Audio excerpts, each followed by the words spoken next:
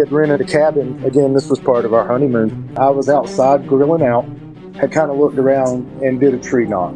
Went inside and started getting ready to cook. And when I came outside, I got that feeling of being watched. And I could see about this much of its head above the shrubs in a fork in a tree. And it sat there and just watched me cook dinner for probably 3 or 4 minutes. This is the Cryptid Creature Show. I am Brian, and with me, as always, is my co-host Todd. What's up, buddy? Brian, man, how you doing tonight? Fantastic. Tonight's guest is John, and John's coming on to talk about a couple Bigfoot encounters I think him and his wife had. On their honeymoon. On their honeymoon, is that right? Yeah, isn't that wild? Okay, interesting. Yeah. That'd be a cool honeymoon for me. That would be, man. It'd be like, and my wife too, because then she would believe. So. Yep. All right. Well, I'm ready to hear this. How about you?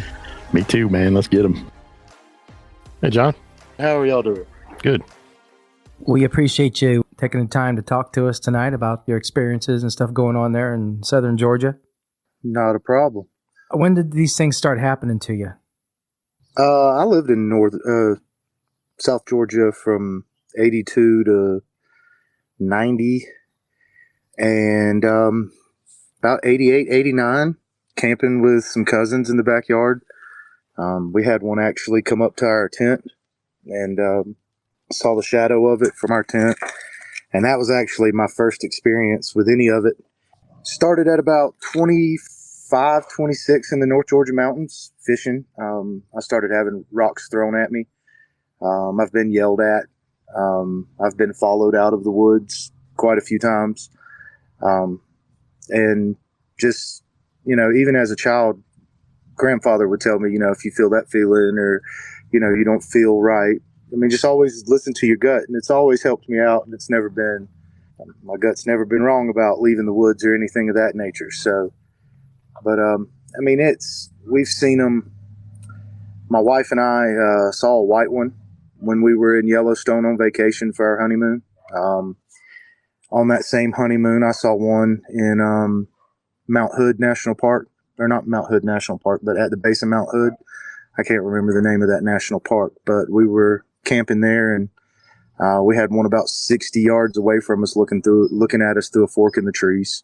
Wow. All right, well, go back to the camping incident and kind of detail it out, kind of tell us what happened there and what ended up going on there. We were about 9 years old, just camping in my grandfather's backyard, me and a cousin. And we took our tent, put it down about, 50 yards from the house, down at the edge of the wood line. And my grandparents' property had a big, we called it a yard light, just one of those old, huge lights just out in the middle of his backyard, so that he could see everything. And we were kind of at the edge of the wood line, and it walked up to our tent in between the light and the tent. And we could see the shadow of this creature, and it looked over into our rain fly, turned and walked off. It never made a noise, never screamed at any of us, never did anything, just walked over, stuck his head over the tent, looked down in it, and just walked right on, kept moving. So, that's all that one really had going on. When he looked over into the tent, could you notice any details of his face, or was it still just a shadow, or what? It was the shadow. We didn't know what it was. We told my grandfather the next morning. It was 10-year-olds being left in the back, 9 and 10-year-olds being left in the backyard, and we were up all night. We didn't sleep that night anyway. We were just goofing off as much as we could. We thought we were adults at that point. And, we never saw anything, but when we told him, he wouldn't let us camp out in the yard anymore. And I heard him telling our grandmother that, that booger came through the backyard last night. And that's when I got introduced to the word booger. And as a child, started listening to more what some of the old people said down around the swamp. And evidently it's a pretty common occurrence for them to just stroll through people's backyards down there. Yeah, so your grandfather obviously knew what you were talking about and probably had seen it before. So Yeah, 100%. 100%. He knew what we were talking about.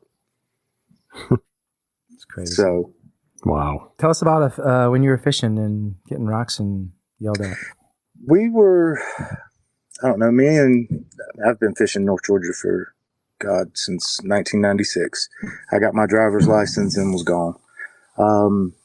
And it's just we've had acorns thrown at us, small little pebbles. And when I say pebbles, I'm talking little pea-sized pebbles. I mean, nothing that was really intended to hurt us. I haven't heard anything like some of the Pacific Northwest or the California where like rocks the size of bowling balls went whipping by our heads. I mean, it was just stuff coming over our shoulder and hitting the Chattahoochee River in front of us. And we were just like, I mean, I kind of had a feeling what it was.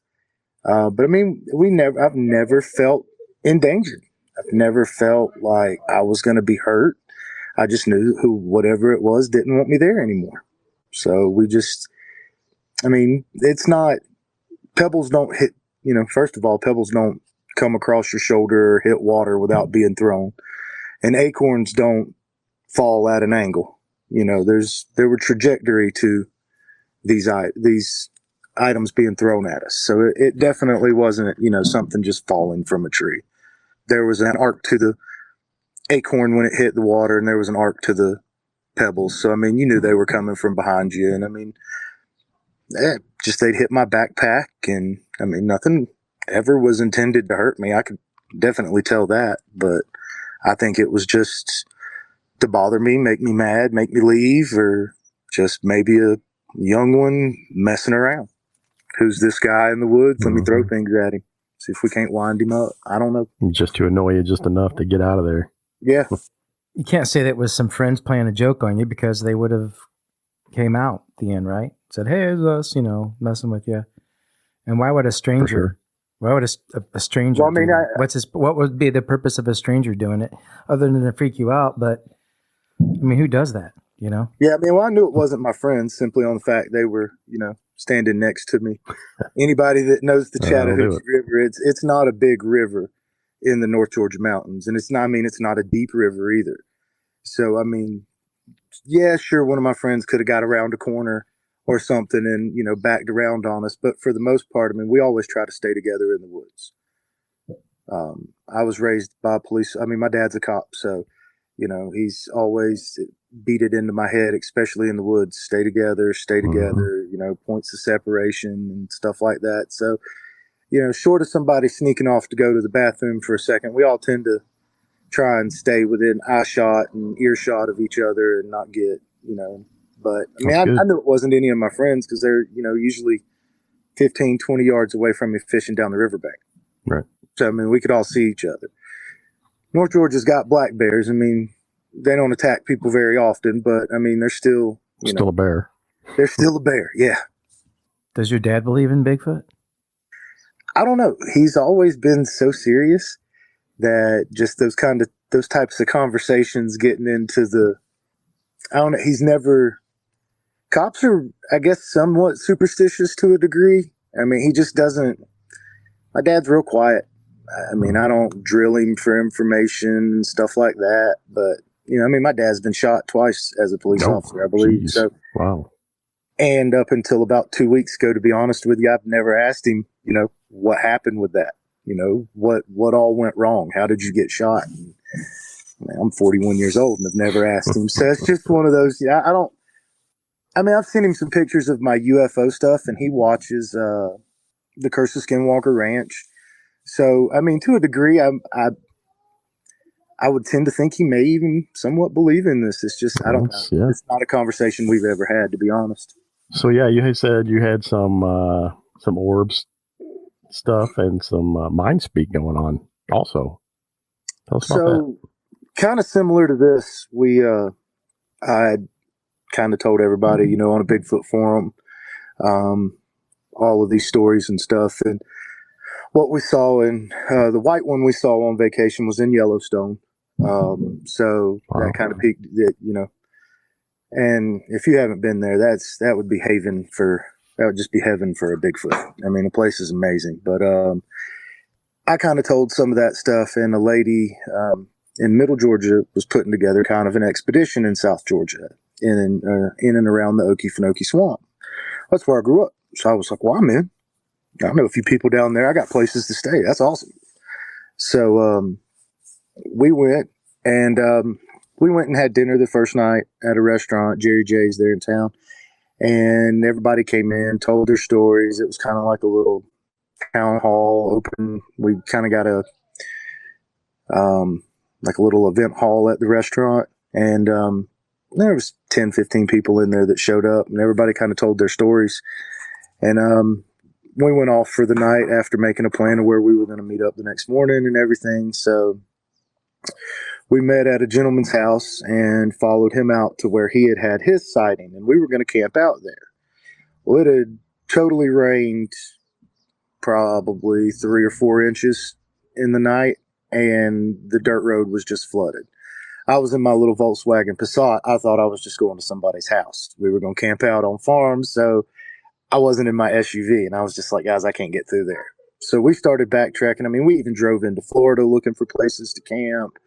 It was just everywhere we were trying to get in South Georgia, we couldn't get to. I mean, like I said, we drove down even into Florida looking for campgrounds up in and around that area, and we just couldn't find anything. Well, finally, we stopped and got lunch, and I sat and just was Googling public land and stuff in and around the swamp, and I found a place right across from the entrance. So we packed up and went there. Now, mind you, we stayed in a hotel the night before. All of my batteries are charged. Little quick background on me. I'm an audiovisual engineer. So when it comes to cameras, equipment, and stuff like that, I'm pretty spot on about keeping my stuff charged up, charging it the night before. I'd actually bought a Sony 4K infrared camera, recording or a video recording camera for this little trip. So I was looking forward to using it. So the night before, I charged everything up. I even have chargers for my car where I can plug into and charge everything up. So the whole day, I'm making sure everything's charged for that night. And I kind of meant to say that so that it'll go into a little later. But so we found this spot. We go to it, and we start setting up camp. We set up tents, whole 9 yards. My wife's with me, and another lady and another gentleman were with us. So we set up tent. The other gentleman that's with us, he takes off to the right of the campground, and I take off kind of to the left to see, just see if we can see signs of anything. Well, I find a tent that had been ripped to shreds. Don't know what happened to it. Couldn't tell. I just know the tent was ripped up. There was a sleeping bag in it. There were articles of clothes, but it was left flat out. It was abandoned. And so Scott and I kind of like meet each other, crossing paths, coming back around the campground looking. And I didn't say nothing to Scott to see if, if he saw it, if he'd say something to me. Just kind of trying to see, I didn't want to, put any narratives into anybody's head. What we were out there looking for, looking for Sasquatch. I didn't want to put it into somebody's head that this is what it was. It didn't look like it to me. It looked like the tent had just been out in the weather and just had been ripped up. But Scott saw it, and he thought it looked a little out of place with the tears and stuff. He said they just didn't look like wind and rain and stuff like that. But he did wind up seeing it, and we talked about it later in the night. So we get there, get set up. It's roughly 6:30, 7 o'clock. It's the beginning of March, so still not staying light very late. And so we start hearing coyotes scream. We all have our back to the swamp. So we start hearing coyotes howl. And the last howl in the little coyote chain was extremely deep and about 3 times as long as every other coyote howl. And Scott and I looked at each other and was like, that was odd. That was different. And basically from that point when we noticed it is when things started happening. So my camera being a infrared camera, and now I'm a firm believer these things can see in infrared, or at least in that spectrum of light. My wife was sitting there, she was getting really antsy. We had just got the fire good and going, and it was starting to get dark, and she kept telling me to point the camera right over there. Something's bothering me about this area of the woods. And she just kept saying, point it there, point it there, point it there. Well, I'd point it there. Well, I bought, the camera came with 2 batteries, and I bought 2 more batteries. And so these are brand new Sony batteries. I tested them all with a voltmeter before we left. They were pumping out 12 volts. They were doing everything they were supposed to be doing. The batteries lasted about 45 seconds each. I don't know what happened. Now I've heard these things can fry cameras, calls, all kinds of stuff, and I'm really leaning towards that now, especially after that night. So I wound up, all 4 of my batteries wound up dying in about an hour. And it was just, there was no way I should have had 45 minutes to an hour on each battery. Just, there was no way. And so the last battery died, and so we started plugging them up. I just went and started my car. I mean, our cars weren't but 10 or 15 feet from us. We weren't way off back in the woods, but we were definitely down a Forest Service road that was away from civilization. But and so I just started my car and plugged all my batteries back into the charger. And the lady that was with us, besides my wife, she had a thermal camera, and she started taking some thermal imaging. And well, all of a sudden, her battery started dying. She said, "That's weird. It's, that's been plugged up in my truck all day." Well, Scott pulled out his night vision goggles and his thermal camera. Well, his thermal camera was dead. His night vision goggles were flashing low battery. So all of us have been riding around with these things charging in our vehicles all day looking for a place to stay. So the fact that all 3 of us had electronics just start dying immediately really kind of creeped us all out to begin with. I'm sitting in my car, my wife's sitting in the car, and I turn on my lights. We're way back off in the woods, so I just turn on my lights to see if I can see anything. I think my wife saw something at that point, and that she got just freaked out, turned the lights off. Just turn the lights off. So we go back and sit down after we let batteries charge for about 30 minutes, and I get one fully charged, so I go back and put it in the camera. And as soon as I get it put in the camera, my wife comes over and sits down with us, and she's like, "Do you see that?" And exactly from where I was filming, an orb, a blue orb, I don't know, about the size of a softball, just came straight up out of the bushes and started circling in the woods around the campsite. And it was crazy. You could never see it move forward or backwards. It was just moving parallel. And it didn't move. Like I said, it wasn't moving, dodging trees. It just poof, right through them. It was the craziest thing.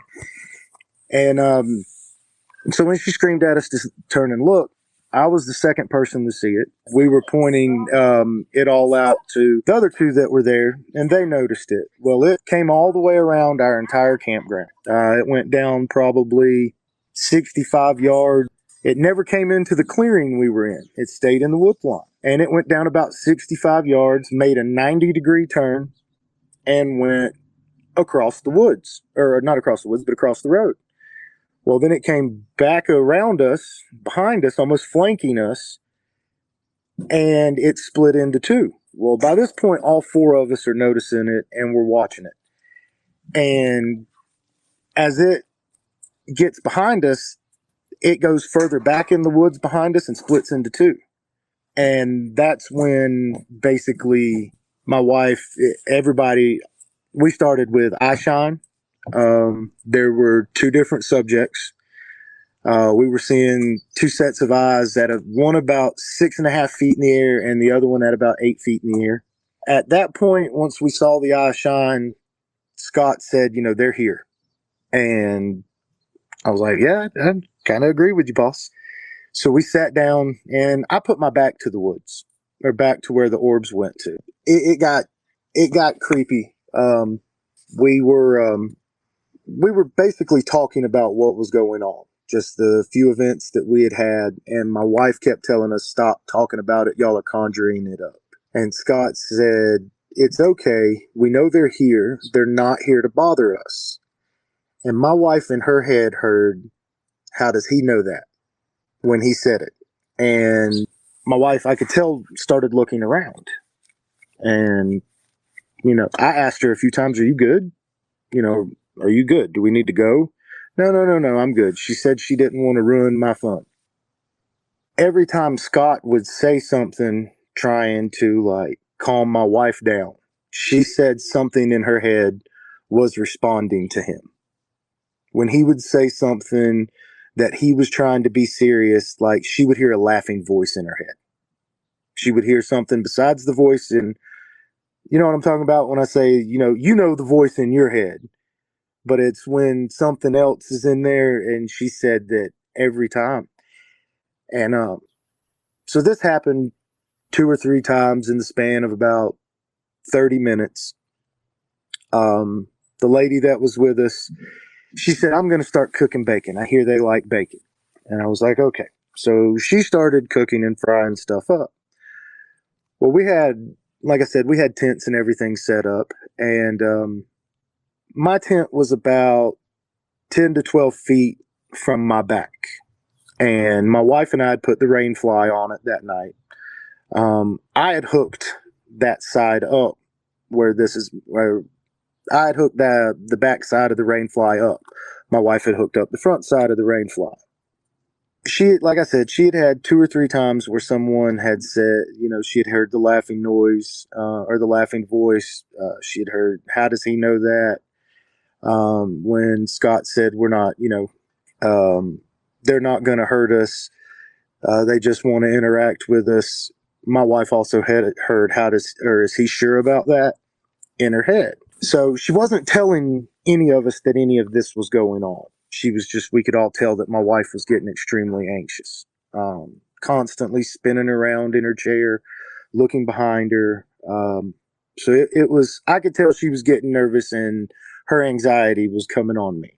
So this had gone on about 30 minutes and we heard the rain fly on the back of our tent pop. The elastic cord that goes down to the little D-rings. We heard it pop the back of the tent. My wife stood up. Now, she's a good old Southern lady. Dad's a preacher. Cussing's not a thing she does. When she stood up and said, I'm effing leaving now. You can come with me or I will come get you in the morning. And I'd heard the rain fly pop as well. Well, I got up and I was like, all right, well, I'll just take you back into town. Wasn't but about a 20-minute drive. I'll get her a hotel room for the night. And I told the other 2 we were with, I'll be back in a minute. Or I'll be back in about 30, 40 minutes. And she was like, okay, we're going to stay here. And about that time, from probably 15 feet behind her, we heard a growl. And I've got a Cane Corso. Well, I had a Cane Corso. I just had to put him down. But I got a Cane Corso, and he's 120 pounds. I know what a growl sounds like. This put my dog to shame. Whatever growled was massive.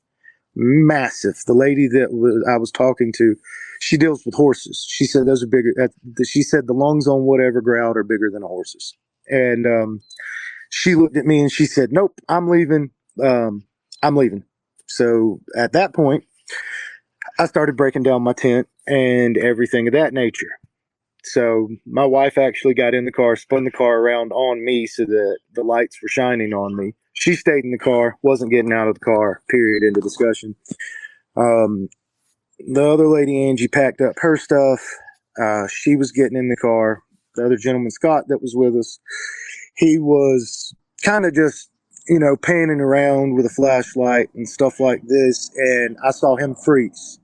I just loaded up my tent and gotten everything in the car, and he's looking kind of, if I'm looking at him, to my right, and he's about 12 yards in front of me, and he's looking down towards the end of the campground, and we could see red eyes. These things were the size of golf balls. I mean, the eyeballs themselves were massive. And when I say they were 4.5, 5 inches apart. You could have put a 4x4 in between its eyes. The head on whatever this was massive. And Scott's like, nope, that's it. And I saw him unholster his 357, took it off safety, and he was getting in his truck. Like, it was really one of those kind of surreal moments. Like, you could tell that this thing was huge. It was bigger than anything I've ever seen. As we're pulling off, Angie actually had the wherewithal to put her camera in her phone or her phone holder and hit record on the video. Well, when she made the left turn out of the where our cars were parked onto the dirt road, she's got on video 3 or 4 sets of eyes. So we made it back into town, and that's when she started looking at the video recordings that she had made leaving the area. I mean, we kind of came to a safe assessment on, we had at least 4. Those were the ones that we had seen eye shine from. So we ate dinner at, we all sat down at Huddle House in town and got something to eat and drink. And, we're 4 hours from Atlanta. Scott was so freaked out that he actually wound up driving the full 4 hours back to his house that night. Angie drove the 2.5, 3 hours to her house from where we were. Me and my wife got a hotel room. And that's when I actually found out that she had the mind speak, because I got her in the hotel room. She said she was going to get a shower, and she just sat down on the end of the bed after her shower. And she just sat there staring at a black TV. Like, you all right? I was like, I know that was kind of weird what we just went through, but I was like, it shouldn't have shocked you that bad. And that's when she told me everything that she had go on in her head. And I was like, oh, okay. Yeah, no, I understand why you're a little, I get that. I'd be freaked out too. So, but the next morning when we woke up, like I said, we weren't but about 20 minutes from town. So we drove back out to the area where we were. And as I made the left off of the main road onto the Forest Service Road, at the end of the Forest Service Road, they had I would have just called it an outhouse, but it was like a restroom that the area is big for hunting. So the little area's got 2 cleaning stations and stuff like that. So there's a bathroom nearby, but it's just a hole in the ground, and somebody comes and pumps it septically, or a septic tank cleaning company will come and pump it once or twice a month or something of that nature. But it's got a roof of about 8 or 9 foot on it. And my wife watched one dart across the road as we came back down the road that morning. And she said he was every bit as tall as the building was. Well, when we pulled up into the campground area where we were at, I found a footprint standing right next to where my tent was staked in the ground that night. And it was like 19 inches long and every bit as twice as wide as my foot. I wear a size 11. I mean, I'm not a big man by any stretch of the imagination, but I mean, twice my foot, that's a big person. I mean, I'm 5'11", so I mean, that would tend to be 9 foot range, 9 foot range, I would assume, to have twice my foot. So it was a pretty surreal experience, and haven't really had anything outside of that happen in the last year or two. We've heard some screams. I've recently moved from Georgia to Colorado. I live out here in the mountains of Colorado now. I've got video of a UFO out here. We've heard screams and yells. My daughter's had breathing outside of her bedroom window. So, I don't know if let me backtrack a bit. When we came back from Georgia, being in South Georgia for weeks, my wife was having nightmares of these things. And in our backyard, it was pretty, I don't know, we had about a 1/4 acre of grass, and then it was woodlawn. We had lived there for 2 years, and the motion light in the backyard had never gone off. Never. We came back from South Georgia, and it'd go off 2 or 3 times a night. my wife was having nightmares constantly. I wound up speaking to Mike Patterson up in Canada about it, and he was like, well, just you're going to have to almost perform an exorcism at your house. You need to go to all corners of your yard and just tell them that he was like, you got a hitchhiker. He was like, something's followed y'all from South Georgia. And so, I went to all four corners of my property and said, basically, leave my wife alone. You're not going to be in our heads. You're not. And then basically just said a little prayer, and it worked. It's the craziest thing. So I don't know where to go believing in these things anymore, if they're spiritual, supernatural, what they are. But I just know that they possess some freaky capabilities. Some pretty freaky capabilities. You're listening to the Cryptid Creature Show. If you're a fan of the show, go and check out our new Patreon site. You'll get access to our private Discord server, exclusive merchandise, access to all live streams and Q&As, discounts on merch from the Cryptid Creature store, and get a chance to be a guest host during one of the show's recordings. Just go to www.patreon.com/cryptidcreatures1. Thank you for listening and supporting the show. Yeah, I'll agree with you 100%. The more that we're hearing lately, some of this kind of makes sense to me, actually. They're talking about how maybe these things can use frequency and they're on different wavelengths than us, that they can become energy in an orb and travel around that way. And people have talked about these creatures following them home or following to different areas. And it's like, for you, that's a long way. So maybe these things can travel by energy, a different way, a different form. Who knows? I mean, nobody knows, and it's just crazy to hear. But again, you're not the only person that has talked about these things. We've heard this prior, and it's like, what is going on with these things? So crazy.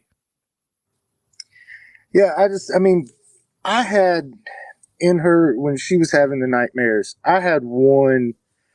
I wouldn't have called it a nightmare, but it was the craziest thing. I could see the back of my home, back of my house, and my backyard and everything. Like I was standing in the woodlines in my backyard, and it did this. It pulled its hand up in front of its vision, almost showing me like it wasn't my hand. It was a Sasquatch hand. I mean, this thing was huge, and it was almost showing me like, I can show you, I can see through your eyes, and or like I can bring you in and show you what I'm seeing. It was the craziest thing. And that's when I sat up out of bed and I just closed my eyes and was like, nope, no, this is wild. I can't do this. This is too much. And so it was that one. That one's probably that. I guess vision was probably the scariest thing of all of it. It was just, y'all are, whoa, you can't, nope, no, buddy, don't. I don't want them in my head. Yeah, no. That's what it sounds like. Yeah. So it was definitely freaky, and that I sat there and, like I said, I closed my eyes and I even said a prayer and was just like, dude, no, you can visit. I don't care if you want to have a conversation with me. You can come up in the back. It was almost like I was trying to talk to him. And I was like, if you want to come up while I'm mowing the backyard, dude, we can have a conversation. I don't care. But you're not coming in my head like that. One really bothered me. When it put its hand up in its vision and I could see that it was not my hand, it set me up out of my sleep. I was sweating, breathing heavy. It was wild. Wow. Yeah, he was showing you through his eyes what he could see, looking at your house, obviously. No. Maybe these things are from another world dimension. Maybe these things do have powers that we don't know, and maybe that's why they're so hard to prove that they're there or they're real. I'm more, like I said, I'm more confused. The more I hear, the more confused I get. But it's definitely, it's crazy how the Bigfoot community, the UFO community and the dogman community don't like each other.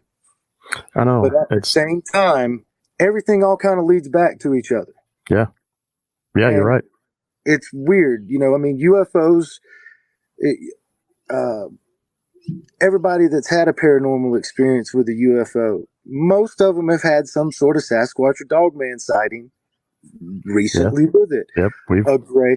I mean, it kind of tends to lean towards, I mean, people are having the grays and reptilian sightings after UFO sightings, and then you throw in Sasquatch, dogman. I'm not convinced they're here all the time. I'm not convinced that they're... Which makes sense as to why we don't see them more often, because they're not around. I mean, I just, yeah, I'm just not convinced that, that they're here 24/7. Right. They're able to live here, definitely. They're able to thrive here, definitely. But I truly believe they're able to bounce back and forth. I mean, and working in audio visual, I mean, I've seen vibrations and sound energies do some serious things. I mean, I've seen infrasound in firsthand make people in the room start vomiting. I mean, it gives me a headache. My ears start ringing, my head starts spinning, almost like I'm drunk. Other people in the room, it made people vomit. I mean, just upchucking bad. It was really bad. So, I mean, infrasound is real. It can do nasty things to the body, and all of these people that experience them out in the woods, I mean, I really feel for them, because I mean, it can be discombobulating as anything you've ever experienced in your life, and to be 5-6 miles back in the woods experiencing that, it's got to be just nerve-wracking and scary. Can you tell us about your Yellowstone and Mount Hood experience? Oh yeah. So were we in between? We were in between. Were we in the Grand Teton? Sorry, the wife's correcting me. We were in the Grand Teton Mountains, or the Grand Teton National Park. I guess we were out on our honeymoon, and we were coming through probably 9:30, 10 o'clock at night, and it had started snowing a little bit on us, and I'd been driving for 14, 15 hours that day. We had left Denver, headed up to West Yellowstone, stopped and sightseed along the way, and wound up spending more time than we should have. So when it ran across the road on us, I didn't know if it was my eyes playing tricks on me or not. But when my wife turned to me and looked at me, and she was like, "You saw that, didn't you?" I was like, "Okay. Yes, I saw that. It wasn't my eyes playing tricks on me." And it ran across a 2-lane road. When it only hit, its foot hit the line in the middle of the road. And then when it hit its next step, it was on the dirt on the side of the road. So when I say it crossed the road in one step, its foot literally hit in the middle of a 2-lane highway, and the next step, he was in the dirt running up an embankment.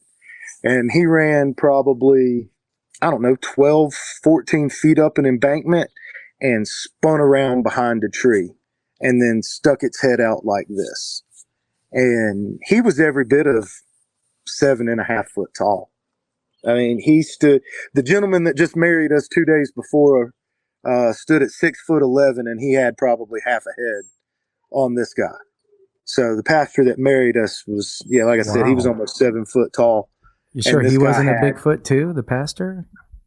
Yeah, I mean, he's a big man, dude. 6'11". He's a really big man. I mean, so yeah, he could have a little Sasquatch in him. I could see Coach Robert having some Sasquatch in him, but no, that was what my wife compared him to. She was like, he was a full half a head taller than Robert, and that was our pastor. And so just seeing it was pretty huge. And then that's all we really saw of the Teton one, other than he was white. He was white. He was albino. He was white. He was white. Did you get a good look at his face when he stuck it behind a tree? Were you close enough to see any details? I didn't. My wife did. Yeah. And she described it mostly as a big man, just a big man. I mean, so we were doing, probably 45 or 50 miles an hour down through there. I mean, it wasn't It ran across the road on us about probably 20, 25 yards. So, I mean, it ran right in at the edge of the headlight line going down the road. I wasn't running high beams or anything because, like I said, it was snowing. And if you've ever been in snow and throw your high beams on, that's sometimes even worse than with just the snow. So I was running with my low beams on, and like I said, it's 20, 25 yards in front of us. And by the time both of us looked at each other and processed it, we were driving by where it was at, and I just wasn't stopping to verify what I had seen. Mount Hood, we had rented a cabin. Again, this was part of our honeymoon, so it was less than probably 10 days later. I was outside grilling out. And like I said, well, I was kind of an idiot and walked outside, had kind of looked around and did a tree knock. I've heard a few indigenous people say never to do tree knocks and things of that nature because you'll call them in when you really don't want them to. So against better judgment, I did it anyway. And I slapped a tree with a big cedar branch a couple times and then didn't hear a response or anything, waited outside for a few minutes and then went inside and started getting ready to cook. And when I came outside, I got that feeling of being watched. And I could see about this much of its head above these shrubs in a fork in a tree. And it sat there and just watched me cook dinner for probably 3 or 4 minutes. I walked inside, got a spatula to we were cooking pork chops, got a spatula to flip the pork chops, came back outside and looked, and it was still there. I pulled my phone out and tried to take a picture. And it was, like I said, about 60, 65 yards away. And it was just a blur. It was just a black dot, just a blur in my phone. There was no way I could justify putting it on the internet and being like, look, I saw a Sasquatch. I couldn't get any detailed, even zoomed in. It just got real pixelated. So there was no really, but, so I started telling my wife, I was like, I think we're being watched, or I think I'm being watched. And, told her about it. Came back outside, looked again. It was still there. I walked back inside and I was like, if this thing's out here in a minute, I'm going to walk up to it. I'm going to, once I get done with the pork chops, I'm going to walk up to it. I'm going to walk up that way and see what'll happen. And I came outside and thank God it was gone. Like I had worked up the courage to go up there, but when I came outside and it was gone, I was like, okay, thank God. I really didn't want to walk up there, but I was going to walk up there to see what happened. And I kind of was just like, yeah, okay. You probably read your mind and got the hell out of there. Could have, definitely. I was just glad I wasn't going to make a dumb mistake and walk up and wind up being, on an episode of Missing 411 or something. Right. Well, we wouldn't be having this conversation now, would we? No. What was going through your mind when you saw this thing there on Mount Hood 10 days prior or whatever? You had just seen one in Yellowstone, and then you see one, not that far later down the road. I mean, what were you thinking? Really trying to get a picture of it. I really was. I'm now convinced that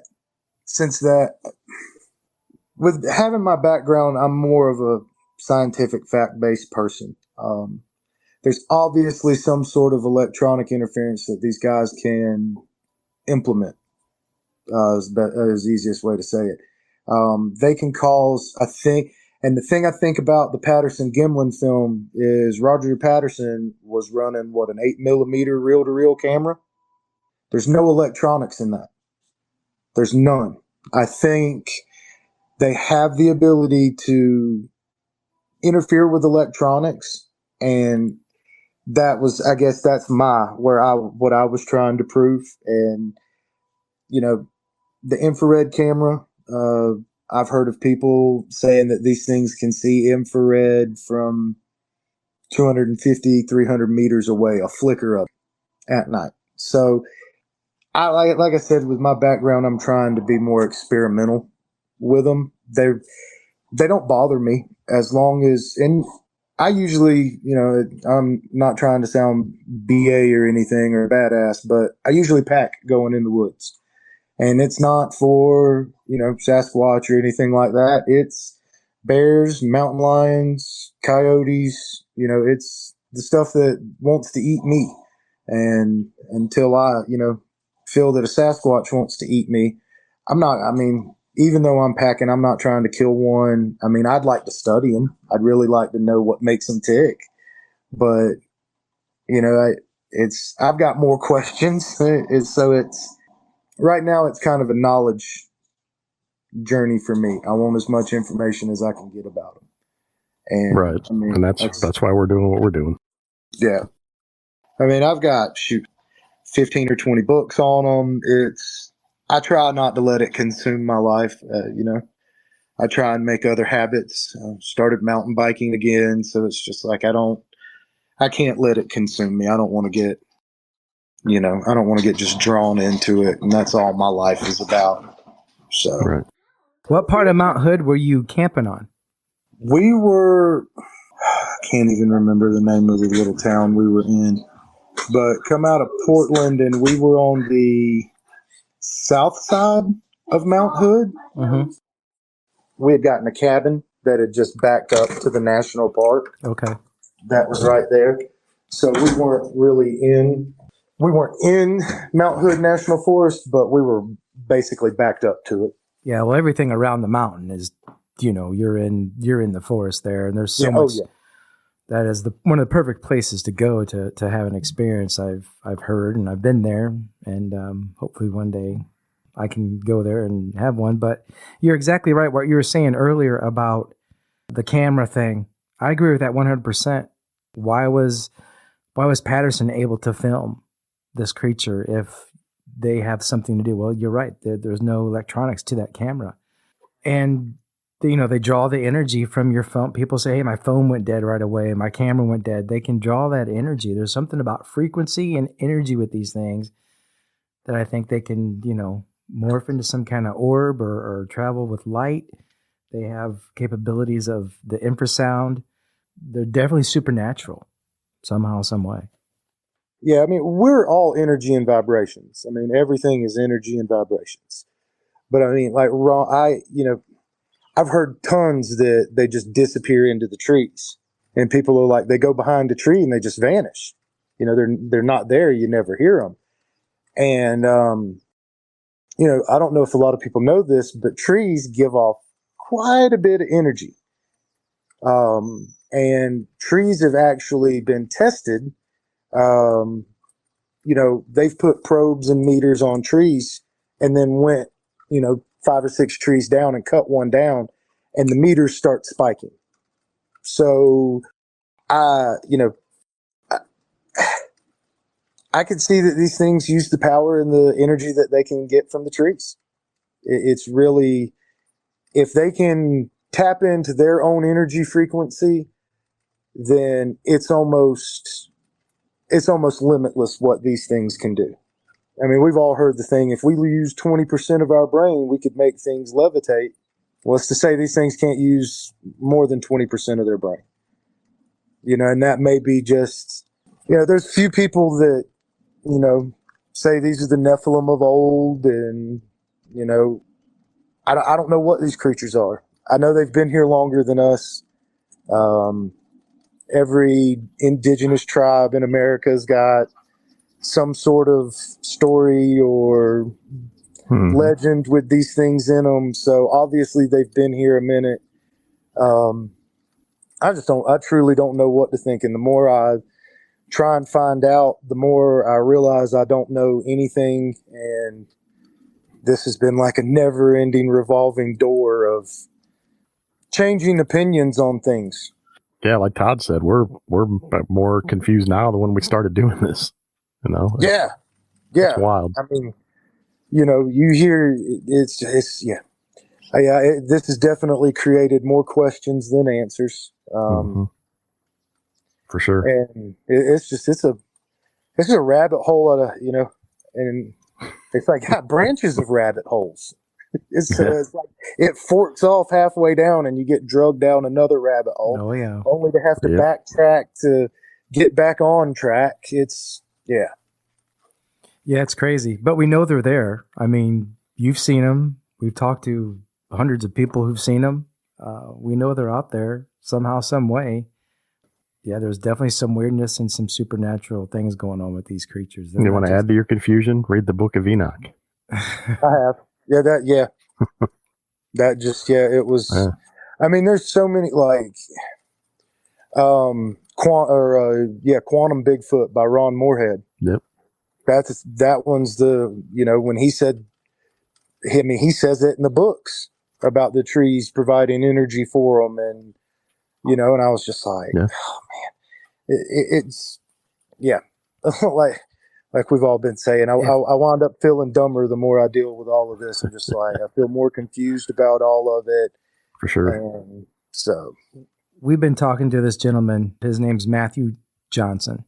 And if you look him up, it's Dr. Matthew A. Johnson. He's a clinical psychologist, but he had a lot of Bigfoot experiences. And he is that the guy up in Pacific Northwest? Yep. Yeah. Real Christian fellow? Yeah. Yep. Yeah, I've seen a bunch. I've seen some of his stuff. Have you read any? He's got some good audio recordings. Yeah. He does. I just started reading his book, Bigfoot, Full Circle of 50 Years, something like that. And you should check it out. It may open your eyes a little bit to some of these things. Maybe it has me. I think Brian's looking at it yet. Maybe he hasn't checked it out yet, but Not yet, but I will. Yeah, I mean, he explained some things that could make sense. I would say that could make sense. So, maybe he's got it figured out, or at least half of it. Who knows? Yeah, he's definitely some of the audio recordings he's got. The guy Thinker Thunker, that sonic fingerprint that he keeps talking about, or sonic DNA, and all of that. It's legit. I mean, being in audio visual, there's very few creatures that can hit 3 and 4 octaves in one note, or over a span of a note. And it's so some of that stuff a lot of the stuff that Thinker Thunker talks about it's spot on. And I mean, you can pull up a spectral analyzer and see it just range, and it's just like you pull Mariah Carey out, she can only hit 3. I mean, Tina Turner could only hit 3. Whitney Houston could only hit 3. Wales can hit 4. And some of these audio stuff that Mr. Johnson's got, it's 4 and 5 octaves that it covers. Wow. And no human does that. Our vocal cords aren't designed to do that. It's just so there's a lot of people that have quality evidence and stuff like that. It's just, I mean, we're getting to a day and age with computers and videos and all of these, TikToks and stuff that people are able to create videos and fake and hoax, and we're just getting to a point in time where I don't think video evidence will stand up in court much longer. I think we're already there. Yeah, I'm a big skeptic when it comes to any cryptid videos. I really am. I'm one of the biggest skeptics. I'll say 99% of the time that they're fake. I don't know why I feel that way. I mean, I do believe the Patterson Gimlin film's real, and there's a couple other ones out there. The Memorial Day footage, is that the one where the female Sasquatch is carrying the baby behind the rocks? I kind of tend to want to believe that one's real, but I don't know. But with this AI stuff coming out, you're not going to be able to trust anything. You're not. No. You're right. The video's gone. I mean, you're not. So, I mean, and look, you got people like Melba Ketchum, Scott Carpenter, David Paulides. They've all brought us DNA proof of these things. Nobody cares. I mean, you saw a couple years ago in the middle of the COVID thing, the U.S. government were like, UFOs are real. Nobody batted an eye, kept on rolling. Yeah. Nobody, I mean, it's like, so Bob Lazar's not crazy, right? I mean, we're all just getting to a point that if it's not social media related, nobody cares about it. You're right. Sad but true. Yeah. We're all doing this for our own sanity. I mean, that's kind of where I've come to the conclusion of everybody that gets into this. It's just proving to yourself that you're not crazy. You did see what you saw. There's 50,000 other people that witness it every year. So it's just one of those, it's like, okay, I'm not crazy. Right? I got some validation. And I mean, some people take it a little far, but, for me, it was validating what I saw. And now that, I've seen what I've seen, it's all right. Well, why aren't we being told about these? Why aren't we being told about Dog Man? You're telling us aliens are real. So, but Bigfoot's not. It's yeah. So I'm just like, oh my God, I can't deal with it anymore. Well, we're right there with you, brother. Trust me. Yeah, we feel the same we way. are. So. Yep. It was a pleasure having you on tonight and talking to you, John. I want to thank you for doing that. Yeah, we appreciate it. Yeah, thank y'all. Anything else goes down, reach out to us. Let us know what's going on. Yeah, you're in Colorado now, so keep us posted on stuff going on out there. Oh, yeah. I mean, I can send you guys some videos if you want. Please do, yes. Yeah, absolutely. Okay. Yeah, well, I'll send it to you. I had a gentleman that we did a boardroom over at the Space Force base on the east side of Denver, and I showed him. Cool. He's like, that's not a UFO, that's a weather balloon. And I was like, well, that weather balloon stayed in place for almost an hour. We're not beyond weather balloons yet. I mean, and weather balloons don't flash red, green, and blue. No, they don't. Right? They don't. So I'll send it over to you. Yeah, cool. Yeah, that'd be great. Yeah, when we post your episode, we'll put it out there on our group page. Yeah, Absolutely. my daughter and I, when we actually moved out here, making the trip with the U-Haul out here, coming through the town of Elizabeth, we saw a cigar-shaped one, and she's got a picture of it. And then she was kind of taking like the whole like three picture burst thing on her iPhone, and she's got one picture that it's there, one picture that it's faded, and one picture that it's gone. Wow! And it's all a one set. It's like that 3-picture burst. Yeah, I'll send some of those pictures over to you guys. Yeah, that'd be great. Yeah, appreciate it. There's definitely some crazy stuff that goes on out here in the mountains. It's definitely a little. Yeah, I believe it. It's a change of pace from Georgia. It really is, but the weather is great. So yeah, it's a different world, I'm sure. Good.